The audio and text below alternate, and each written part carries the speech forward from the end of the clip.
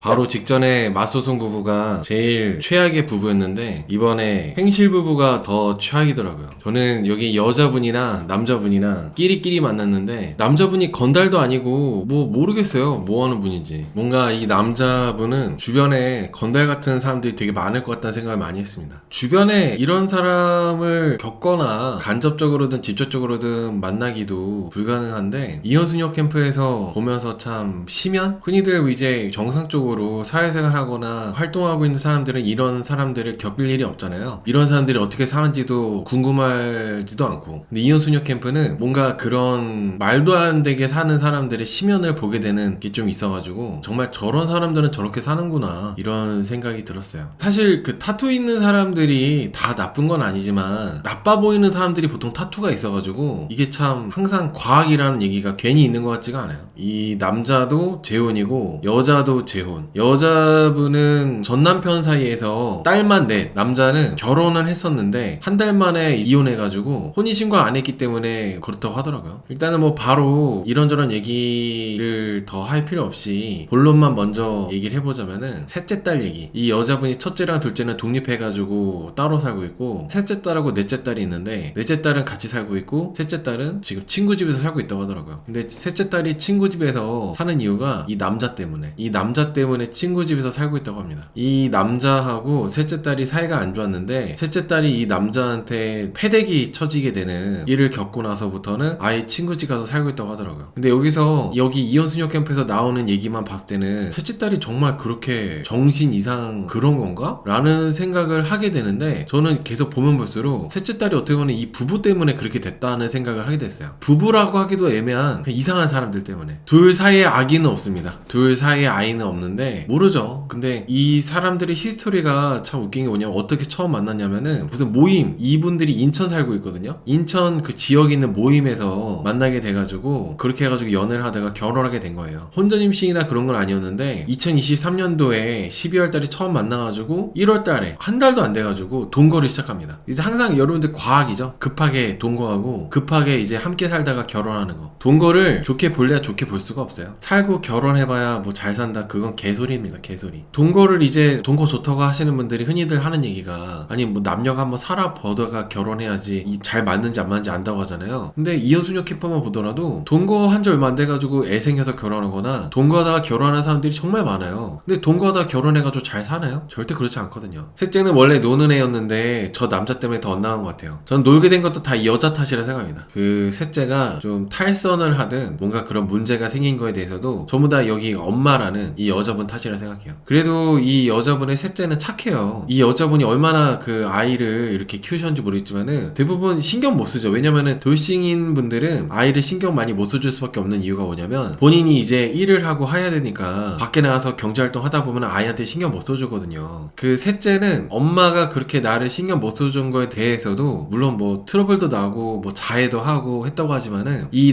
남자분한테 엄마한테 잘해라고 엄마 눈물 흘리게 하지 말라고 그런 말을 했다가 이 남자분한테 패대기 쳐졌습니다. 이 남자분이 이 여자분의 셋째를 만날 때 소주 2병을 먹고 만났대요. 근데 이제 셋째가 말을 안 듣는다고 그리고 셋째가 나한테 감히 엄마 울게 하지 말라고 그렇게 말을 했다고 해가지고 이 남자가 화를 내다가 라면을 그냥 엎어버렸대요. 이 남자가 지 먹고 있던 라면을. 그러니까 이제 앞에 있던 그 이 여자의 셋째는 이 남자분 얼굴에다가 이 남자분이라고 안 할게요. 이 남자 얼굴에다가 음료수를 이제 부어버렸대. 음료수 부어버려가지고 이 남자가 셋째 머리끄댕이를 잡고 팽개 쳐버립니다. 패대기를 쳐버려요. 그게 영상으로 나오더라고요. 저도 이제 돌싱이다 보니까 이런 여자분들 같은 케이스를 정말 많이 봤어요. 이런 남자분들 같은 케이스도 많이 봤고 그러니까 어떤 케이스냐면은 이혼하고 나서 얼마 안 돼가지고 결혼해서 지옥길로 사는 사람들 이혼하고 나서 만난 남자가 혹은 이혼하고 나서 만난 여자가 더 지옥인 사람들을 정말 많이 봤습니다. 그리고 본인 스스로가 내가 상당히 이제 자녀도 있고 나이도 있고 이혼했기 때문에 다른 사람 못 만난다. 나 외로우니까 이 사람이라도 있어야 된다. 그런 것 때문에 같이 살고 있는 아이들까지도 자녀들까지도 지옥으로 살게 만드는 그런 케이스를 많이 봐왔는데 이 여자분이 딱 그런 케이스인 것 같아요. 사실 아이들이 또 딸들이니까 힘을 내서 딸들이랑 같이 으쌰으쌰 해가지고 살면은 좋을 텐데 이 여자분도 여자다 보니까 남자랑 같이 살고 싶고 근데 또 이 남자가 문제가 많은데도 자기 스스로 또 그렇게 생각하는 거죠. 내 처지에 이 남자가 어디야 이 남자라도 같이 살아야지 그런 식으로 계속 그냥 지옥 속에 사는 거예요. 그리고 딸을 그렇게 패대기 쳤다면은 이 여자분은 적어도 이 남자를 고소하고 그리고 이혼을 하는 게 맞다고 생각하거든요. 근데 이 여자분은 그렇게 행동 안 하더라고요. 또 받아줍니다. 이 남자분이 막 울면서 사과했다는 이유로 다시 또 재결합을 해요. 정상적으로 볼 수가 없죠. 아무튼 이 여자의 셋째 그리고 이 남자 같은 경우가 셋째가 그렇게 망가지는 이유는 다 이 부부 때문이라 생각하고, 어떻게 보면 첫째랑 둘째도 이 부부랑 함께 사는 게 싫어가지고 그러지 않았을까 생각하거든요. 그리고 셋째가 남자친구를 계속 집에 데리고 왔었대요. 어떻게 보면 이 부부에게서 보호받는다는 생각이 안 드니까 남자친구를 그렇게 집에 데리고 오고 그러지 않았나라는 생각도 들고, 저는 셋째가 그렇게 된 이유가 전부 다 이 부부 때문이라 저는 생각하고 있습니다. 딸 가진 엄마는 재혼 생각을 하지 말거나 독립시키고 생각해야 된다. 맞아요. 좀 저는 어느 정도 그렇게 생각을 해요. 재혼하게 되는 남자가 다 그런 건 아니겠지만은 너무 이런 케이스가 많아요. 딸 가진 분들이 재혼해가지고 딸들까지 엄청나게 인생에 영향을 주는 경우가 너무너무 많습니다. 그리고 항상 제가 리뷰할 때마다 자주 말씀드리는 부분이지만, 딸들은 같이 사는 남자, 아빠를 보면서 내가 앞으로 어떤 남자를 만나서 살지에 대한 그 기준이 생기잖아요. 근데 여기 이런 남자하고 같이 살면은 정말 그 딸들 인생에 엄청난 폐악을 끼치는 거죠. 이 남자는 지금 현재 바람을 피고, 바람도 한두 번 핀 게 아니에요. 바람 피는 것 뿐만 아니라 노래방 도우미, 여자와 함께 여자 불러서 노는 그런 것도 많이 하고, 그리고 돈도 안 벌고, 뭐 결혼 생활 중에 일을 한 적이 뭐 2달 정도밖에 없대요. 한두 달밖에. 자기는 남 밑에서 일을 못 한다는 이유로. 그리고 또 폭력적인 데다가 이 여자분의 딸들이 어떻게 보면 이 남자분의 아무런 연관 없는 남이나 마찬가지잖아요. 근데 이제 자기가 이제 폭력과 그런 걸로 이제 휘두르려고 하고, 자기 마음대로. 거기다가 또 이 남자가 여자분 명의로 계속 돈을 쓰게끔 하고 하는 바람에 이 여자분한테 허락도 없이 막 핸드폰 개통하고, 그래가지고 계속 이 여자분은 신용까지도 망가지고, 정말 어떻게 보면 여자분이 만날 수 있는 가장 최악의 조건을 다 갖춘 그런 사람이라고 볼 수 있다고 저는 생각하거든요. 맞소송 부부 여자분이 어떻게 보면 남자가 겪을 수 있는, 남자가 만날 수 있는 최악의 여자였다면은 이번에 행실 부부 남자가 여자분이 겪을 수 있는 최악의 남자라고 저는 생각합니다. 저는 첫째, 둘째, 이 여자의 첫째, 둘째가 셋째, 넷째까지도 그냥 좀 데리고 나갔으면 좋았을 텐데, 그런 좀 아쉬움이 있어요. 보면은 셋째, 넷째는 아직 독립할 정도의 여유가 안 되고 경제력이 없으니까 어쩔 수 없이 이런 사람들하고 같이 살 수밖에 없잖아요. 부모 같지도 않은 사람들하고. 첫째, 둘째가 조금 나와 살 수 있게 도와주면 좋을 텐데, 아마 첫째, 둘째도 자기 살기 바쁘겠죠. 지금 여러분들이 남편이 셋째한테 칭은덕거려서 그런 것 같지 않냐 많이들 말씀하시는데, 그렇게 생각할 만도 한 게, 이 남자가 유독 셋째한테, 셋째 데리고 막 어디 다니고 셋째한테만 유독 그런 게 좀 있었더라고. 그러다가 이제 셋째가 자기 말을 안 들으니까 엄청나게 이제 폭력적이 되고, 지금 막 셋째가 무슨 뭐 사람도 아니다 그런 식으로 하고 있는데, 뭔가 그 셋째가 그렇게 되게 된 원인이 있지 않을까라는 생각도 저도 하기는 해요. 근데 일단 저도 방송만 보고 얘기를 해야 되다 보니까 그렇게까지는 말씀드리기가 좀 어려울 것 같아요. 근데 문제는 여러분들이 말씀하신 대로 뭔가 이 남자가 여기 이 여자분의 딸한테 뭔가 어떤 폭력적이든 뭐가 됐든 문제가 있을 때 이 여자분이 딸들 편을 들어주느냐, 그거를 이제 봐야 되는데, 이 여자분은 어리석게도 자기 딸들 편을 들진 않아요. 오히려 이 남자가 떠날까봐, 이 남자하고 자기하고의 관계가 파탄날까봐 그래가지고 그러지 못해요. 당연히 내 자식이 더 우선돼가지고 엄마라면은 딸들을 보호하면서 이 남자로부터 딸들을 지켜줘야 되는데, 그러기는커녕 이 남자를 계속 용서하고 받아주고 함께 사니까 딸들 자식 입장에서는 아니 도대체 이 사람이 엄마가 맞나, 정말 이 사람하고는 살 수 없겠다 해서 나갈 수밖에 없다는 거죠. 셋째도 문제가 있다고 보시는 분들은 그런 식으로 보시는 게 맞아요. 나를 보호해줘야 되는 사람이 내 편을 들질 않아. 자꾸 그리고 이 사람을 받아들여. 나를 위협하고 나를 힘들게 만들고 나를 패대기 치는 이런 사람을, 이 사람이 울고 사과했다는 이유로 계속 집에서 함께 살고 받아들여줘. 그러면은 딸 입장에서는 이 여자를 어떻게 신뢰하겠습니까? 당연히 신뢰할 수 없다고 하는 게 당연한 거죠. 이 남자가 축의금도 1000만 원 넘게 또 사기당했대요. 지인 형님한테. 그러니까 이 남자를 포함해서 이 남자의 주변 사람들은 다 이 남자하고 비슷한 사람들인 것 같은데, 겪어보지 않아도 보면 알 수 있잖아요. 이런 약간 이런 사람하고 굳이 엮여가지고 관계를 만들었다는 것 자체가 여자분이 동정받을 수 없다는 거죠. 그래서 이 여자분도 자기 인생이니까 자기가 판단하고 선택할 수 있는 그런 거잖아요. 근데 굳이 이런 남자랑 재혼을 하고 혼인신고를 하고 함께 사는 것 자체가 이 여자분이 아무리 즙을 짜도 그 누구에게도 동정받지 못한다고 저는 생각합니다. 남자가 정말 문제가 많고, 그런데 문제가 많다는 거를 혼인신고하기 전에 충분히 알았음에도 왜 이 남자하고 결국에 혼인신고까지 하냐 이거죠. 더 기가 막힌 거는 여자분이 이혼 생각이 있어서 신청한 게 아니라 남자가 신청했어요. 저는 이 부부하고 같이 살고 있는 넷째가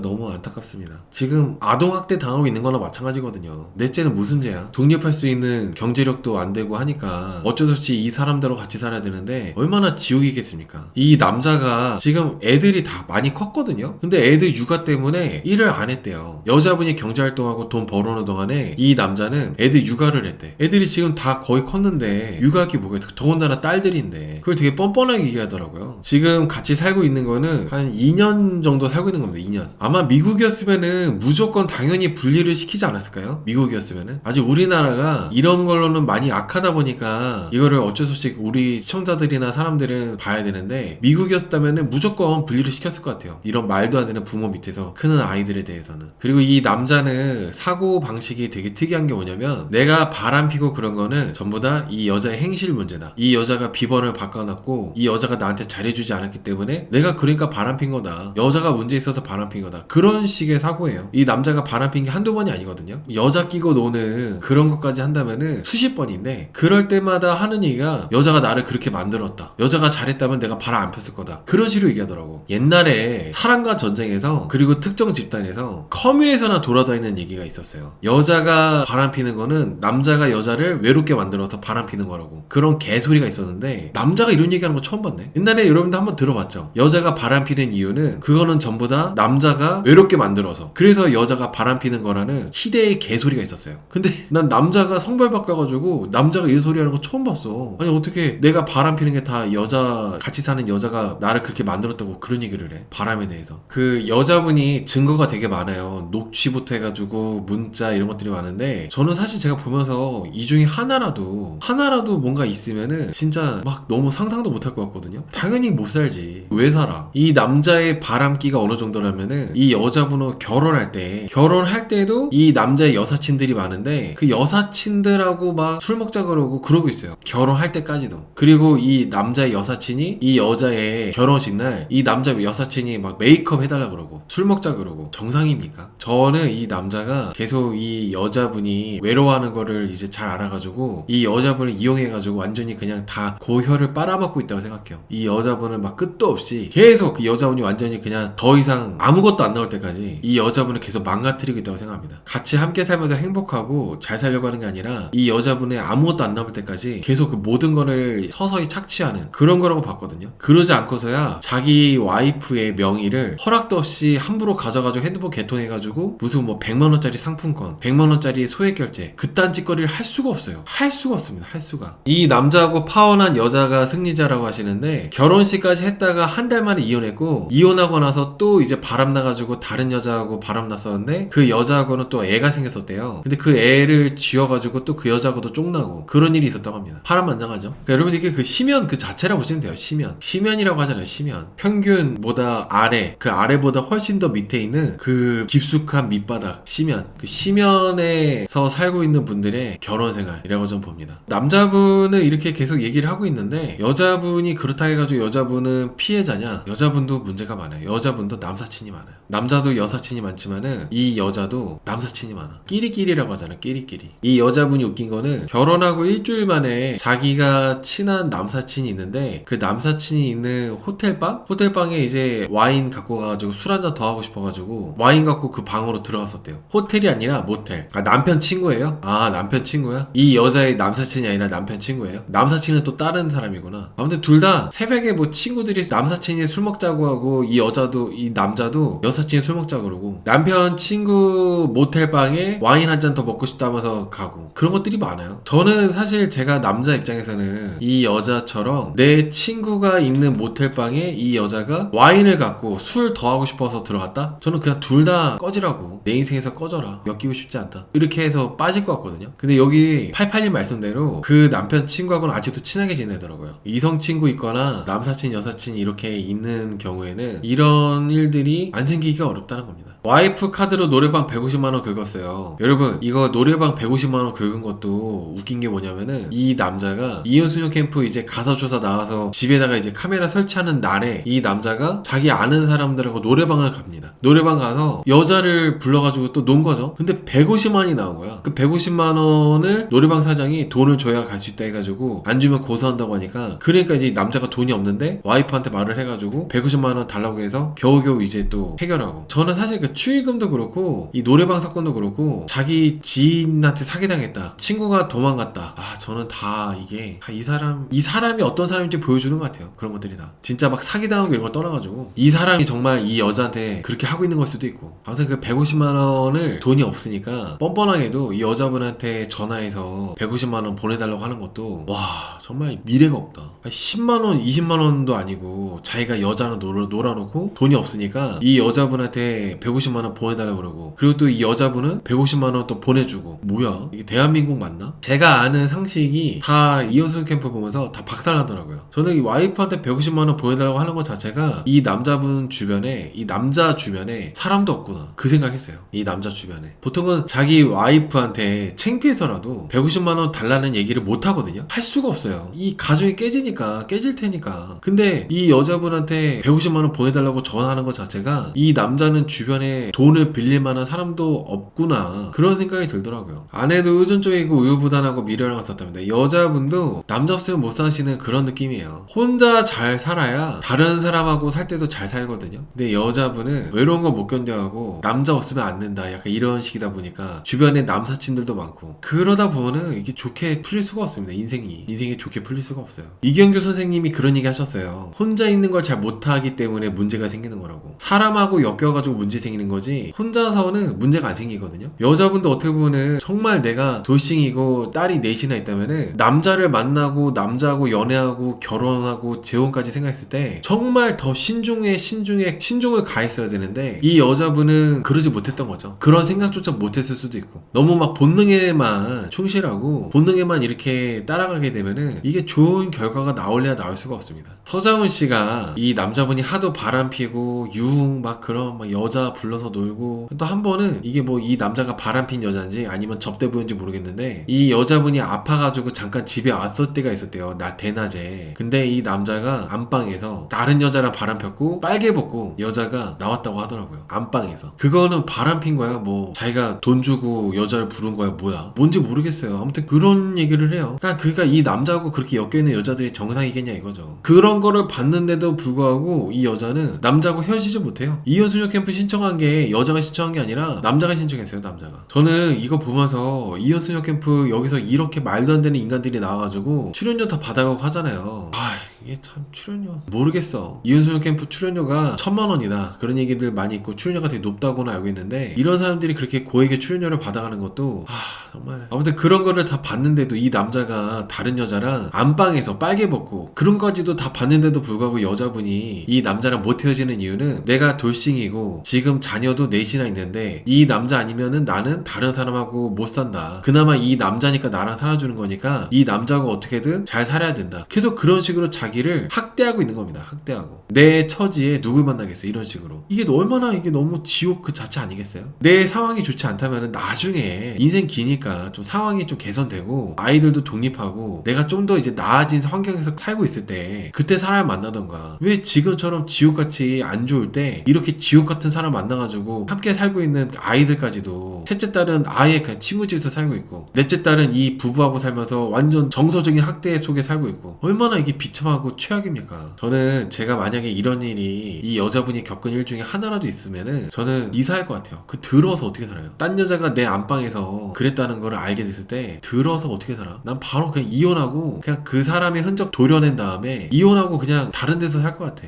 그리고 아까 말 이어서 서장훈 씨가 이 남자분한테 도대체 이 남자분은 계속 막 돈 주고 여자 끼고 놀고 바람 피고 그렇게 살면서 왜 결혼했냐고 물어봤거든요. 그러니까 이 남자분이 뭐라 대답했냐면은 뭐에 씌어서 그랬대요. 제가 봤을 때는 뭐에 씌어서라기보다도 이 남자분이 아무 일도 안 하는데 이 여자분 집에서 먹고 자고 하면서 자기 명분상으로는 딸 육아에 내가 힘쓰니까 당신은 돈만 벌어와. 그런 식으로 이제 편하게 살 수 있으니까. 그러니까 결혼한 것 같아요. 더군다나 이제 명의를 도용하고 그런 거를 해도 여자분이 나를 버리질 않아. 여자가 나랑 이혼하질 않아. 그러니까 계속 이렇게 사는 것 같아요. 근데 더 이상 이 여자분한테 나올 게 없어졌을 때는 그때는 이 남자분도 떠나겠죠. 여자분이 능력 있지 않아요. 않아요. 여자분도 어떻게 보면 여자분이 무슨 일 하는지는 안 나왔는데 여자분이 능력이 있지 않습니다. 이 여자분들 신용이 다 망가졌어요. 이 남자하고 사는 동안에. 그리고 이 여자랑 남자 둘 다 서장훈 씨가 말을 해도 말을 듣질 않아요. 그리고 말귀를 못 알아듣고 서로 창피한 거 모르고 같이 나온 부부들 앞에서, 그리고 진태현 씨와 박하선 씨 앞에서, 서장훈 씨 앞에서 서로 싸우기 바쁩니다. 그러니까 좀 염치가 없어요. 두 분 다 정상적이지 않아요. 그러니까 보통 일반적으로 연예인들 박하선 씨랑 진태현 씨 그리고 서장훈 씨랑 모르는 사람들 앞에서 나의 민낯이 드러나면은 좀 되게 창피해서 말을 못 할 것 같거든요. 정말 창피한 일이잖아요. 내가 뭐 바람 폈다, 그리고 내 딸도 아닌 지금 같이 살고 있는 여자의 딸 셋째를 머리끄댕이 잡아서 패대기 쳤다, 내가 뭐 무슨 노래방 도우미 불러가지고 놀다가 150만원 그 뭐 했다, 내가 백수인데다가 결혼하고 나는 남편తో 일을 못하니까 일도 안 했다, 이런 거 하나하나가 너무 창피해가지고 아무 말도 못 할 것 같은데 당당해. 오히려 서장훈 씨가 뭐 얘기하거나 그러면은 잘 알지도 못하면서 함부로 얘기한다고 그러고 전혀 반성하거나 창피해하는 게 1도 없습니다. 야,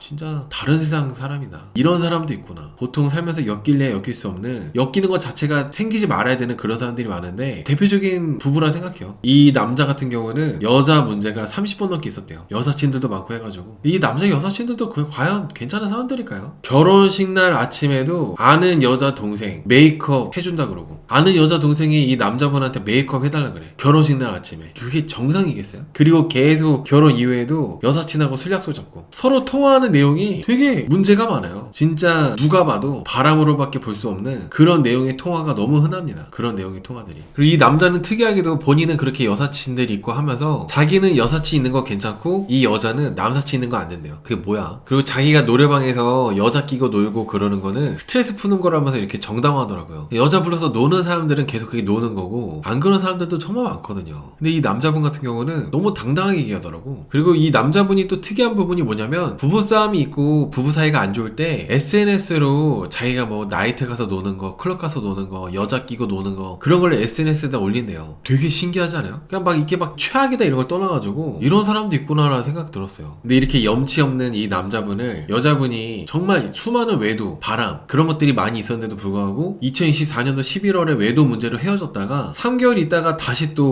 이 남자분이 잘하겠다고 사과하니까 2025년도 2월 달에 재결합합니다. 재결합하고 그 전까지는 혼인신고 안 하고 살았었는데 재결합하고 혼인신고까지 해요. 지금 앞에 말씀드린 내용들이 전부 다 혼인신고도 안 하고 살았던 당시에 생겼던 일들인데 결국에는 이제 외도 문제로 헤어졌다가 남자가 사과하니까 다시 받아준 다음에 혼인신고까지 한 거죠. 여기서 여자분에 대해서도 좀 이제 짚고 넘어가야 되는 얘기가 있는데, 혼인신고 왜 했냐고 하니까 아이들 때문에 혼인신고했대요. 남자가 아이를 잘 챙겨주니까 아빠가 필요한 것 같아서 혼인신고했다고 하더라고. 이게 제가 아이가 있는 도시분들이 하는 얘기 중에 제일 제가 혐오하는 말입니다. 애 때문에 혼인신고했다. 애한테 아빠가 필요한 것 같아서, 애한테 엄마가 필요한 것 같아서, 그래서 내가 아이들 때문에 혼인신고했다. 이거는 정말 진짜 제가 제일 혐오하는 얘기예요. 제일 혐오하는 얘기. 어떻게 보면 혼인신고 안 하고 살 때 정말 이 사람은 내 인생과 아이들의 인생에 전혀 1도 도움이 되지 않는, 오히려 정말 해악을 끼치는 그런 사람이니까 절대로 이 사람은 내가 엮이면 안 되겠다 이런 생각해도 부족할 판에 애들 때문에 내가 이 사람을 다시 용서하고 화해하고 재결합한 다음에 혼인신고까지 했다는 거는, 정말 이 여자분이 왜 셋째가 엄마한테 신뢰를 잃었기 때문에 엄마를 차단했는지 그게 너무 이해가 되고 공감되는 부분이었어요. 왜냐면 이 여자분은 지금 너무 남자한테 미쳐있다고 저는 생각해요. 남자한테 완전 지금 판단력을 잃었어. 아이를 생각하고 자기 딸들을 생각한다면은 다른 사람은 몰라도 이 사람만큼은 같이 살지 말았어야지. 더군다나 자기 딸을 패디기까지 쳤는데, 근데 말을 하는 게 아이들을 잘 챙겨주니까 이게 너무 진짜 기가 막혀요. 이 남자는 셋째 패대기 친 거에 대해서 셋째가 일부러 나를 계획해가지고 엿먹였다, 사람도 아니다, 계속 그렇게 얘기하더라고요. 저는 상당히 좀 그랬던 게 뭐였냐면은, 방송에 다 여과 없이 나오거든요. 이 남자가 자기 지인들한테 계속 욕을 합니다. 자기 와이프 욕뿐만 아니라 셋째 욕까지. 셋째는 쓰레기다, 사람이 아니다, 인간이 아니다, 계속 그렇게 심한 얘기를 하는데 보고 있는 제가